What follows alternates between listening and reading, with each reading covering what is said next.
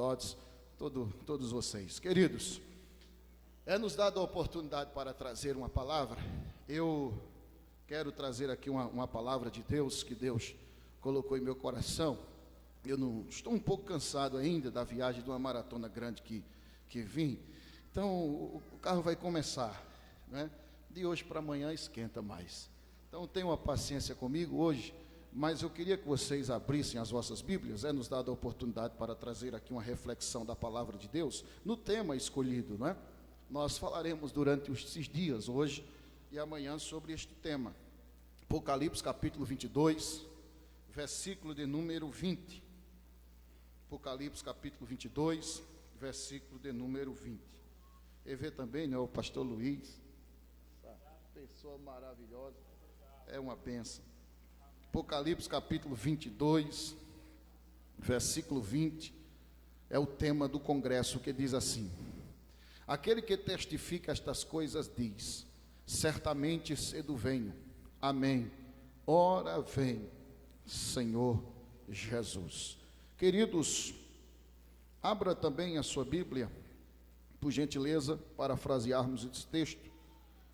Primeira Epístola Universal do Apóstolo João, capítulo de número 2, versículo 18, a partir do versículo. O tema do congresso é já chegada a hora. Nesta noite falaremos sobre a última hora.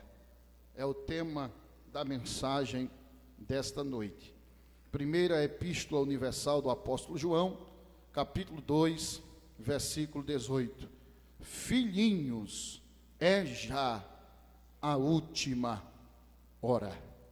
Queridos e amados irmãos, os termos últimos tempos, últimos dias e a última hora são expressões relacionadas ao fim dos tempos.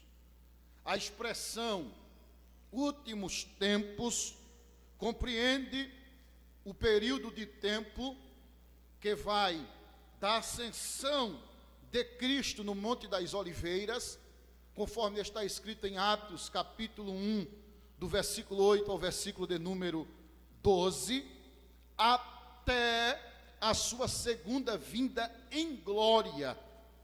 João, em Apocalipse capítulo 1, versículo 7, diz que todo olho verá, onde novamente os seus pés pisarão no Monte das Oliveiras, conforme está escrito em Zacarias capítulo 14, versículo de número 4.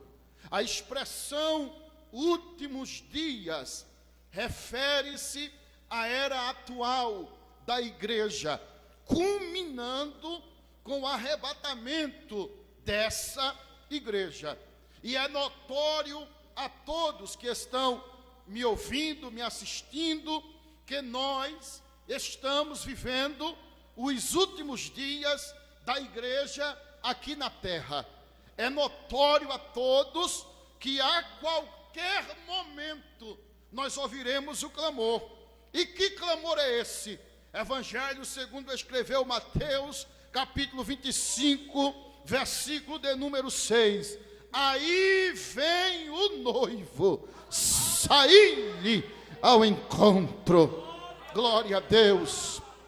A expressão a última hora são os instantes finais desses últimos dias. E é sobre isso que eu quero falar, debaixo da égide do Espírito Santo de Deus. E é importante salientar, antes de darmos continuidade a esta reflexão, que essa última hora, primeiro, será um tempo de despertamento espiritual. Vou repetir, essa última hora será um tempo de despertamento espiritual. Olha o que Paulo disse na Epístola aos Romanos, capítulo 13, versículo 11. E digo isto, conhecendo o tempo, que já é hora de despertarmos do sono, porque a nossa salvação está agora mais perto de nós do que quando aceitamos a fé. É tempo de despertarmos do sono. Essa última hora será um tempo de vigilância. Olha o que Jesus disse no Evangelho, segundo escreveu Mateus capítulo 24, versículo de número 42. Vigiai, pois, porque não sabeis a que hora há de vir o vosso Senhor. Olha o que ele diz no versículo 44. Por isso estáis vós apercebidos também, porque o Filho do Homem há de vir a hora em que não penseis. É tempo de vigilância. Agora preste bastante atenção, porque agora eu começo a compartilhar com vocês algumas revelações que Deus me deu, colocou em meu coração para compartilhar com todos aqui nesta noite. Esta última hora será caracterizada, em primeiro lugar, escute, por uma apostasia generalizada. Vou repetir. Essa última hora será caracterizada por uma apostasia generalizada. Olha o que Paulo disse na primeira epístola a Timóteo, capítulo 4, versículo de número 1. Vou repetir, primeira epístola de Paulo a Timóteo, capítulo 4, versículo 1. Mas o Espírito expressamente diz que nos últimos tempos apostatarão alguns da fé, dando ouvidos a espíritos enganadores e a doutrina de demônios. Mas o que é apostasia, irmão Wesley Janai? Apostasia é esfriar na fé.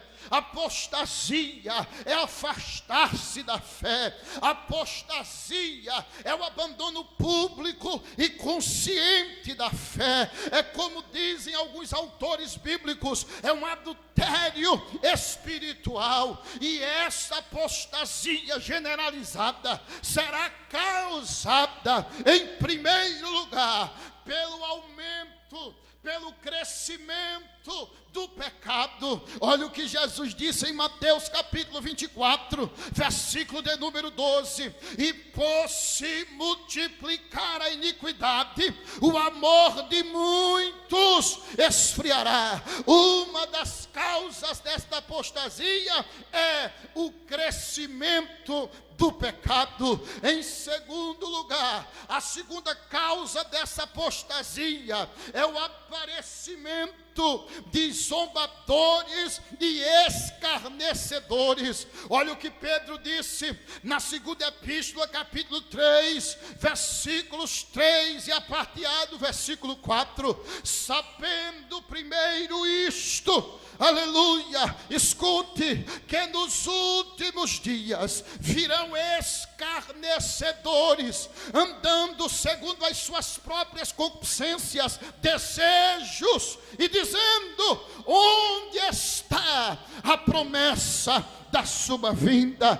A terceira causa dessa apostasia generalizada, que vai caracterizar esta última hora, é o surgimento de falsos profetas. Vou repetir, o surgimento de falsos profetas. Olha o que diz a palavra de Deus. Jesus, em Mateus capítulo 24, versículo de número 11, ele disse: e surgirão muitos falsos profetas e enganarão a muitos.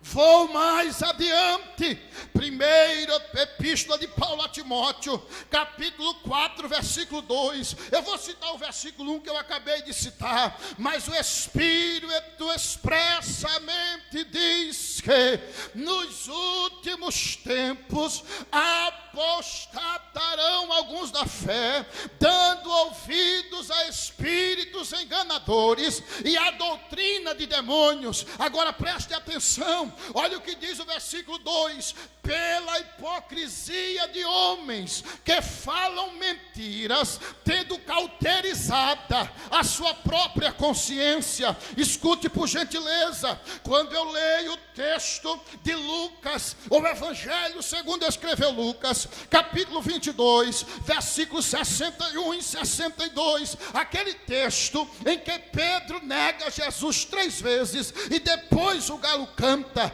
a Bíblia diz que Jesus olha para Pedro, Pedro olha para Jesus, Jesus não diz palavras nenhuma, mas a consciência acusa Pedro: você está em falta com Deus. Porque quando estamos em falta com Deus, a nossa consciência acusa. Vou repetir: quando estamos em falta com Deus, a nossa consciência acusa. Mas olha o que os falsos profetas têm: mentes cauterizadas. E escute isso: mentes cauterizadas silenciam, calam a voz da consciência. Queridos, a guerra hoje é espiritual e mental. Paulo disse em 2 Coríntios capítulo 4, versículo 4, que o inimigo cega o entendimento das pessoas, mas nos últimos dias, nessa última hora, o inimigo apenas não quer cegar o entendimento das pessoas, não, ele quer cauterizar a mente das pessoas, para que elas não reconheçam o erro aonde estão e que carecem de um arrependimento. Mas eu vou mais adiante, falando dos falsos profetas. Sabeis por quê? Porque Paulo diz na segunda epístola a Timóteo, capítulo 3, do versículo 1 ao 5, ele diz assim: sabe porém isto, que nos últimos dias sobrevirão tempos trabalhosos. Olha para a pessoa que está ao teu lado e diz: tempos trabalhosos. Diga mais uma vez: tempos trabalhosos. Agora escute: porque haverá homens amantes de si mesmos, avarentos, presunçosos, soberbos, oh glória a Deus, avarentos, oh glória a Deus, desobedientes a pais e irmãos, blasfemos, disantes, ingratos e profanos, sem afeto natural, irreconciliáveis, caluniadores, incontinentes, cruéis, sem amor para com os bons, traidores, obstinados, orgulhosos, mais amigos dos deleites do que amigos de Deus. Aí o versículo 5 diz: tendo aparência de piedade, mas negando a eficácia dela. Aí ele diz assim, ó: destes afasta-te. Quem são esses falsos profetas? Escute, aleluia, são aqueles que rejeitam o senhorio de Cristo, minam a fé dos outros e os conduzem, os levam à perdição. Olha o que Judas disse no versículo 11: esses entram pelo caminho de Caim, caminho da inveja, recebem o prêmio de Balaão, são gananciosos, profetizam por dinheiro. E terceiro, caem na contradição de Corá, pecado da rebelião. Aí vem Paulo, aleluia, e eu vou, queridos irmãos, falar o que o apóstolo Paulo diz destes homens. No capítulo 3 da epístola de Paulo aos Filipenses, versículo 19, ele diz assim: o fim deles é a perdição, o Deus deles é o ventre, e a glória deles é para a confusão deles mesmos, que só pensam nas coisas da terra. naquele grande dia, Mateus capítulo 7, versículo 21, 22 e 23. Jesus disse: nem todo que me diz Senhor, Senhor, entrará no reino dos céus, mas aquele que faz a vontade do meu Pai que está nos céus. Naquele dia, muitos me dirão: Senhor, Senhor, não profetizamos nós em teu nome, e em teu nome não expulsamos demônios, e em teu nome não fizemos muitas maravilhas? Então lhes direi abertamente: nunca vos conheci. Apartai-vos de mim, vós que praticais a iniquidade. Sabe o que é que Paulo fala deles ainda?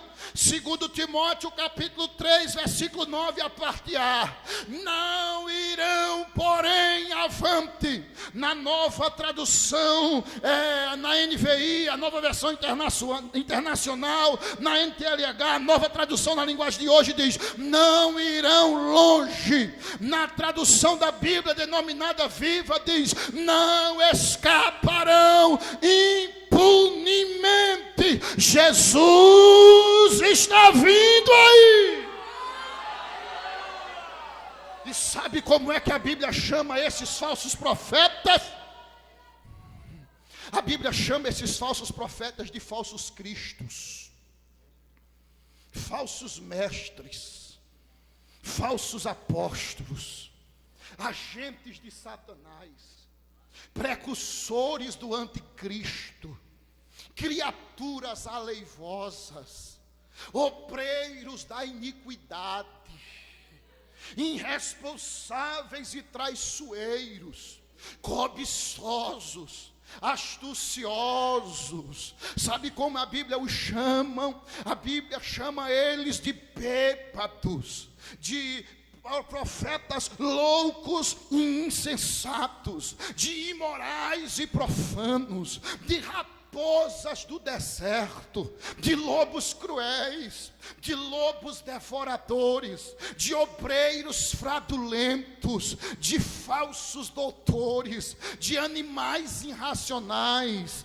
de fontes sem água, de nuvens levadas pela força do vento, de enganadores, de inimigos dentro de casa, de hereges, de rebeldes, de inimigos da cruz de Cristo, de homens ímpios, de murmuradores, queixosos da própria sorte. A Bíblia chama eles de atalaias cegos, de conselheiros de Belial, de cães mudos que não podem ladrar, de cães gulosos que não podem se fartar, de causadores de divisões, de homem de vida imoral, de homens falsos impostores, de servos da corrupção, de condutores, guias cegos, de leões rugidores que arrebatam a presa, de devoradores de almas, tesouros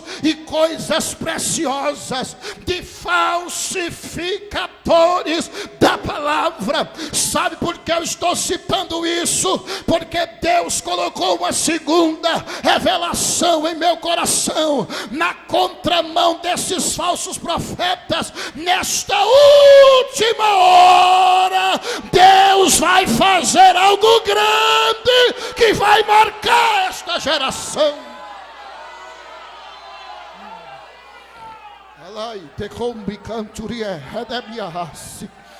Eu queria que você escutasse, porque eu vou entrar na segunda característica. A primeira característica desta geração da última hora é uma apostasia generalizada. Agora escuta a segunda característica desta última hora. Se você ler Tiago, eu não vou nem citar para ganharmos tempo. Capítulo 5, versículo do 1 ao 3 e os versículos 8 e 9. Ei, nesta última hora haverá uma crise sem precedentes. Eu vou repetir.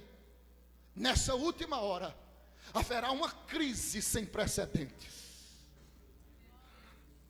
Oh, glória a Deus. E escute, escute. Sempre em meio à crise, Deus sempre tem alguém para usar. Vou repetir. Em meio à crise, Deus sempre tem alguém para usar. Vou citar 2 exemplos. Juízes capítulo 6, versículo do 11 ao 16. Quando Israel estava sendo oprimido pelos midianitas, Deus levantou Gideão. Quando Acabe, Jezabel e toda aquela laia mergulhou Israel em uma crise política, moral e espiritual. Primeiro livro dos Reis, capítulo 17, versículo 1. Deus levantou Elias.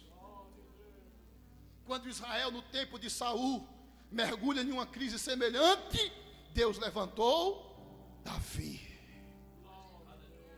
Diga para a pessoa que está ao seu lado: no tempo de crise, Deus sempre tem alguém para usar. Aleluia. Sabe o que foi que Deus me deu para compartilhar com você aqui nesta noite? Aleluia. Deus me levou a 2 textos distintos da Bíblia. Mateus capítulo 20, versículo do 1 ao 16. Ezequiel capítulo 47, versículo do 1 ao 12.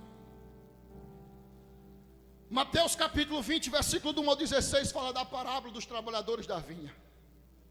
Ezequiel capítulo 47, versículo do 1 ao 12, fala da torrente das águas purificadoras. Mateus capítulo 20, versículo do 1 ao 16, fala de algumas classes de trabalhadores. Primeiro, os trabalhadores da madrugada.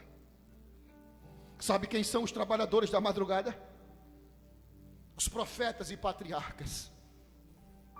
Detalhe, o Espírito Santo, nesse tempo, nessa época, só descia sobre 3 classes de pessoas: reis, sacerdotes e profetas. Eu vou para Ezequiel capítulo 47, versículo 3. São as águas pelos tornozelos. A segunda classe de trabalhadores, os trabalhadores da hora terceira.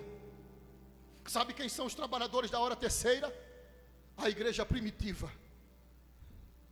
E aqui diz em Atos capítulo 2, versículo 3, que o Espírito Santo pousou sobre eles. Eu vou para Ezequiel capítulo 47, versículo 4, a parte A. São as águas pelo joelho, está subindo. Aleluia. Aleluia.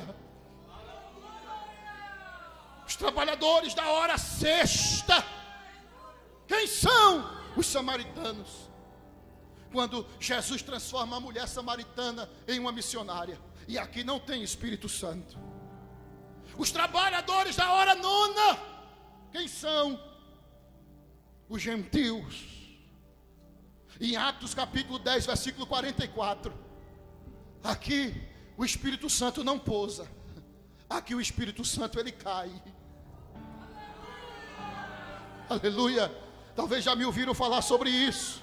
Lá em Atos 2 e 3, o Espírito Santo ele pousou.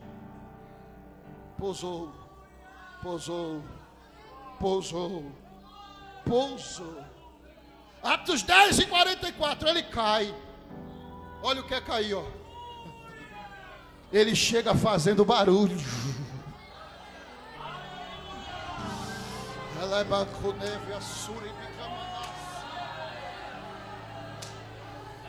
Ezequiel capítulo 47, versículo 4, a parte B. As águas estão subindo, agora estão pelos lombos.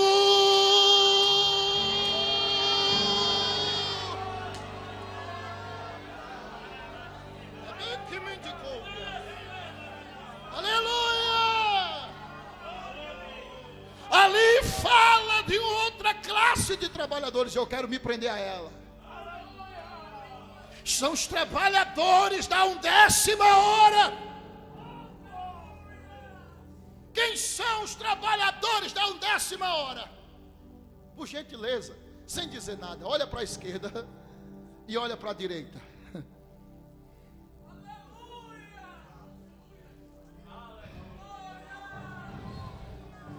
Sabe quem são os trabalhadores da 11ª hora?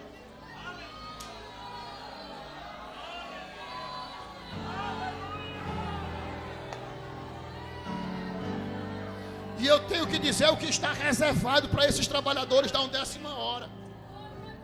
Aleluia! Atos capítulo 2, versículo 17 e 18. E nos últimos dias acontecerá, diz Deus, que derramarei o meu espírito sobre toda a carne. Povos, nações e raça do mundo inteiro. Escute, sobre toda a carne, os vossos filhos e vossas filhas profetizarão, filhos e filhas, sem distinção de sexo. Os vossos jovens terão visões, e os vossos velhos sonharão sonhos, jovens e velhos, sem distinção de idade.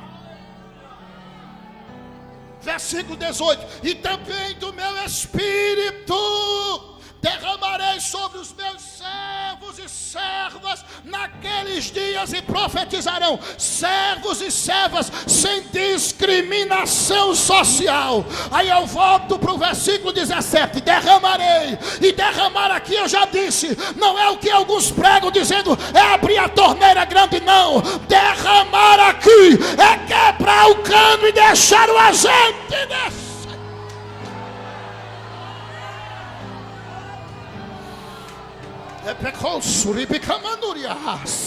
Olha o que disse Ezequiel no capítulo 47, versículo 11. A água subiu, meu filho, começou nos tornozelos, veio para o joelho, está nos lombos, agora não tem mais lombos. Agora ou você sabe nadar, ou você não atravessa, porque agora as águas se tornaram profundas. Levanta a tua mão para cima e segura. Deus nesta noite vai mexer contigo, trabalhador da 11ª hora.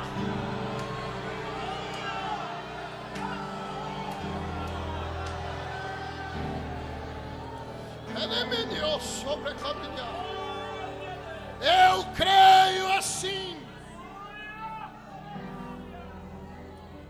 Fiz faculdade, me especializei, estudei, estudo. Deus vai levantar uma geração preparada. Vai falar inglês, espanhol, francês, mas vai falar língua estranha também. Eu creio que nesses últimos dias Deus vai inflamar esta geração, e é com o Espírito Santo, e é com fogo.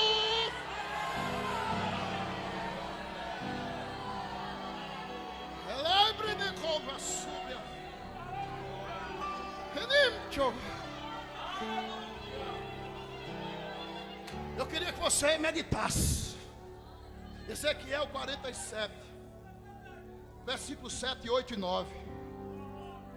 As águas,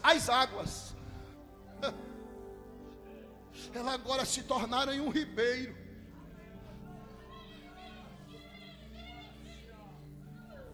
As águas tornaram-se em um rio.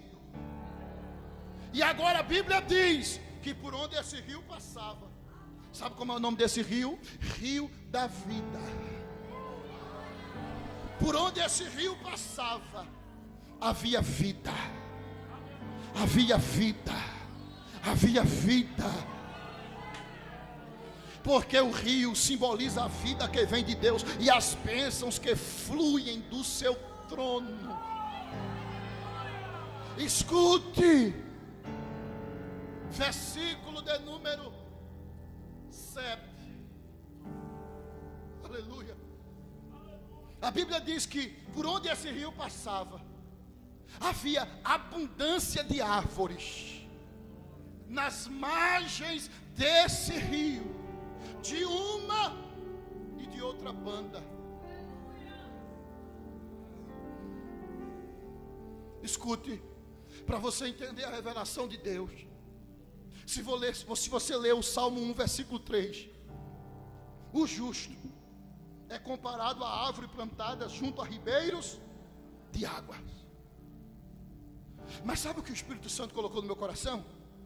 Ele me levou ao capítulo 14 do livro de Jó, versículos 7, 8 e 9, que diz assim: porque há esperança para a árvore, que se for cortada, ainda se renovará, e não cessarão os seus renovos.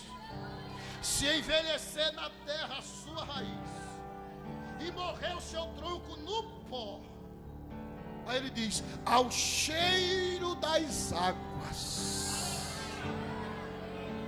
brotará.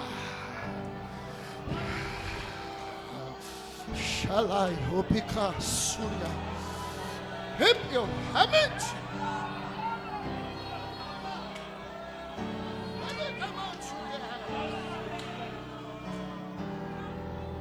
Sabe o que é árvore aqui? Essa árvore aqui é a vida humana. Sabe o que é essa árvore aqui? São os afastados. São aqueles que sofreram um acidente espiritual. Aqueles que se distanciaram de Deus. Sofreram um grave acidente espiritual. Olha o que diz o versículo 7. A árvore foi cortada. Olha o que diz a parte A do versículo 8. A raiz envelheceu. Olha o que diz a parte B do versículo 8. O tronco morreu. Aí alguém olha para a árvore e assim diz: será que tem jeito ainda? Deus me trouxe aqui em Oricuri para dizer que o rio vai passar.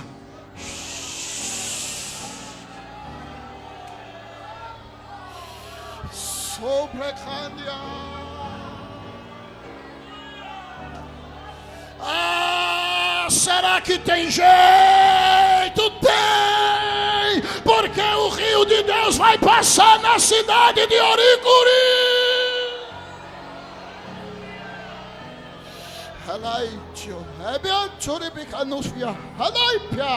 Deus vai levantar muitos que estão caídos neste lugar. Deus vai trazer muitos que estão na sarjeta e colocar de novo aqui no nosso meio. Vai lavar com água limpa, vai purificar com sangue. E a glória da segunda casa vai ser maior, vai ser maior, vai ser maior, vai ser maior.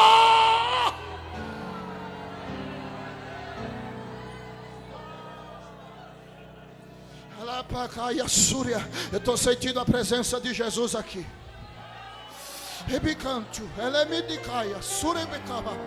Vocês que estão no telão também sintam a presença de Deus aí fora. Vocês que estão nos acompanhando pela internet, sintam a presença de Jesus aí onde vocês estiverem. O rio de Deus está passando aqui. Vai haver muitas árvores.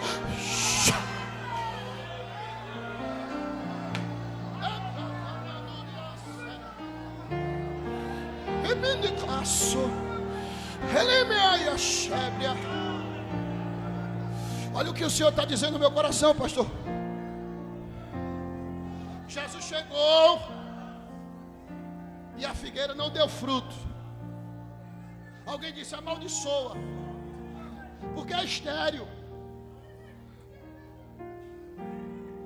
Mas o viticultor intercedeu por você e disse: não,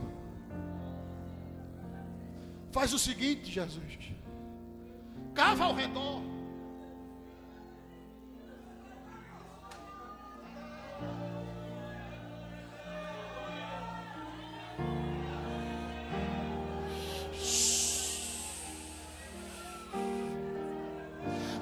árvore não está dando fruto, mas cava ao redor de uma árvore.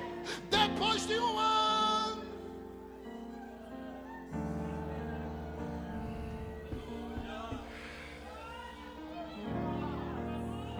durante este congresso vai ser o divisor de águas na vida de alguns. Porque o pastor falou, o presbítero, o cooperador do pastor, deu uma palavra, orientou, mas não deu ouvido. Aí Jesus, durante esse congresso, vai pegar você, vai levar lá para o Val do Jaboque. Val do Jaboque não tem pastor, não tem presbítero, não tem papai, não tem mamãe. É você e Deus, Deus e você. É você e Deus, Deus e você. É você e Deus, Deus e você. Aleluia! Deus vai perguntar quem realmente você é.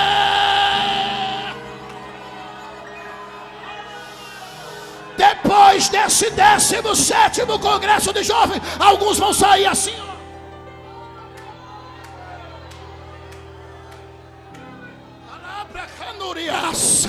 Segurando a coxa e manquejando como Jacó. É o sinal do encontro de Deus com ele e com ela. Haverá uma mudança de Deus.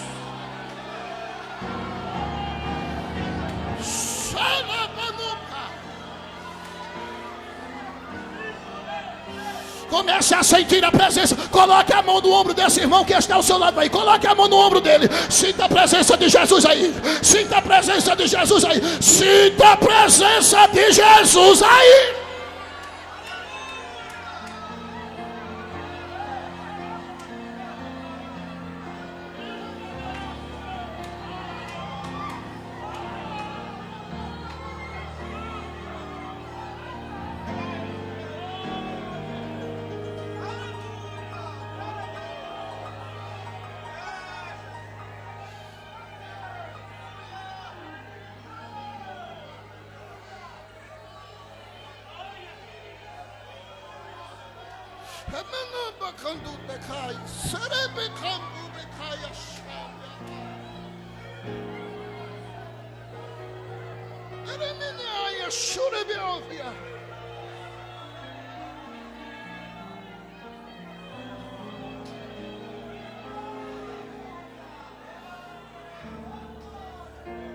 Versículo 9 do capítulo 47 de Ezequiel. Por onde esse rio passava, havia muitíssimo peixe.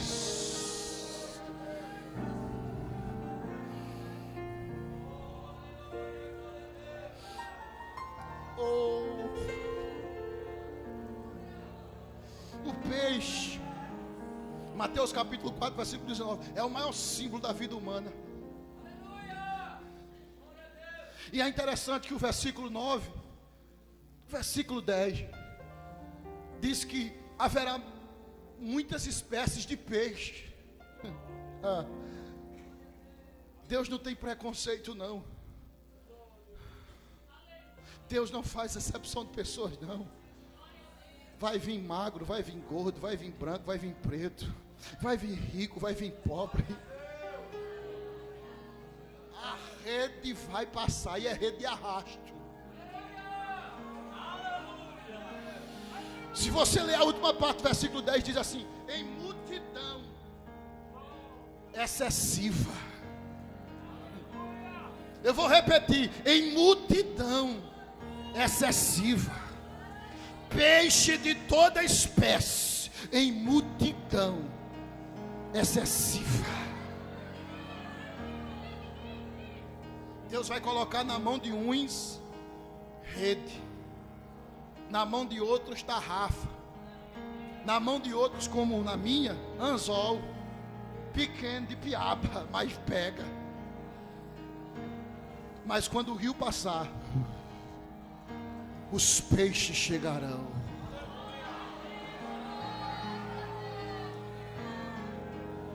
Olá, decolebia surieverrácia. Porque me